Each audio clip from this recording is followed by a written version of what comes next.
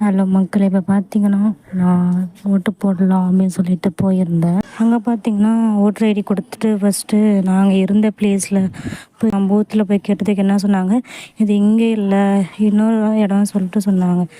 சரி அங்கே போய் செக் பண்ணாக்கா அங்கேயும் இல்லை, அங்கேருந்து வேற ஒரு இடத்துக்கு போக சொன்னாங்க. சரி அங்கேயும் நாங்கள் போய் பார்த்துட்டோம். அங்கேயுமே வந்துட்டு நேம் பார்த்துட்டு இல்லை அப்படி சொல்லிட்டாங்க. கடைசியில் எல்லாருமே வந்துட்டு இங்கே போங்க, அங்கே போங்க, இங்கே போங்க, அங்கே போங்க. காலையில் நான் 9 மணிலேருந்து இதே தான் அங்கே போங்க, இங்கே போங்க சொல்கிறாங்க தவிர என்ன ரீசன்னு சொல்லவே இல்லை யாருமே.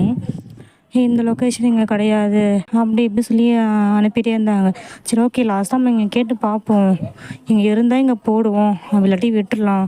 அந்த மாதிரி சுச்சுவேஷனுக்கே நான் வந்துட்டேன். வீட்டு பக்கத்தில் ஒரு ஸ்கூல் ரோடில் இருக்குது. ஸோ அந்த போட்டில் போய் கேட்கலாம் அப்படின்னு சொல்லி இப்போ கேட்டு பார்த்துட்டு அங்கே என்ன சொன்னாங்க அப்படின்னா, ஆன்லைனில் வந்து நீங்கள் இதை அப்ளை பண்ணியிருக்கீங்க, வந்து நீங்கள் திருப்பி எஸ்ஆர் ஃபார்ம்லாம் நீங்கள் ஃபில் பண்ணி கொடுத்தா மட்டும்தான் அது உங்களுக்கு இதுவாகும். அப்போ நான் கேட்டேன், ஓகே இப்போ வந்து ஃபில் பண்ண முடியாதா அப்படின்ட்டு. எத்தனை பேருக்கு தெரியும்னு தெரியல, ஆனால் ஆக்சுவலாக எனக்கு தெரியாது.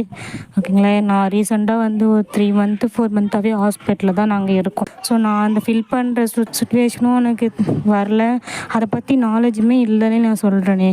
நான் அந்த ஃபார்மை நான் நினச்சேன் சரி ஓட்டர் ஐடி இருந்தால் மட்டும் போதும் அப்படி சொல்லியிருந்தேன். அப்புறமா பார்த்தீங்கன்னா அப்படி சொல்லிட்டாங்க. சரி ஓகே மேம், இதுக்கப்புறம் நான் எப்போ அப்ளை பண்ணுறது, இப்போ அப்ளை பண்ணலாமா சொல்லி கேட்டேன். இதுக்கப்புறம் நீங்கள் நவம்பர் மாதம் தான் அது வரும் அப்ளிகேஷனு, நீங்கள் திருப்பி அகைன் அப்போ ஃபில் பண்ணிவிட்டு அதுக்கப்புறமா தான் நீங்கள் ஓட்டு போடுற மாதிரி இருக்கும், இப்போ பண்ண முடியாது அப்படின்னு சொல்லிட்டாங்க.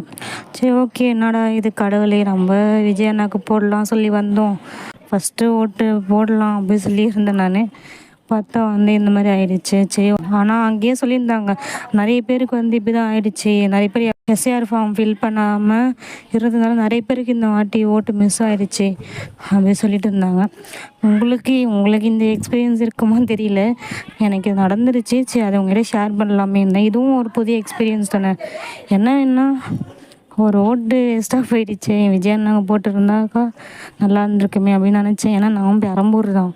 ஸோ பெரம்பூர் இருக்கிறதுனால நம்ம தொகுதியில் அண்ணா நிற்கிறாரு, ஸோ அண்ணனுக்காக போடுவோமே அப்படின்னு சொல்லி நான் ஆசைப்பட்டேன். பார்த்தா இந்த மாதிரி ஆயிடுச்சு.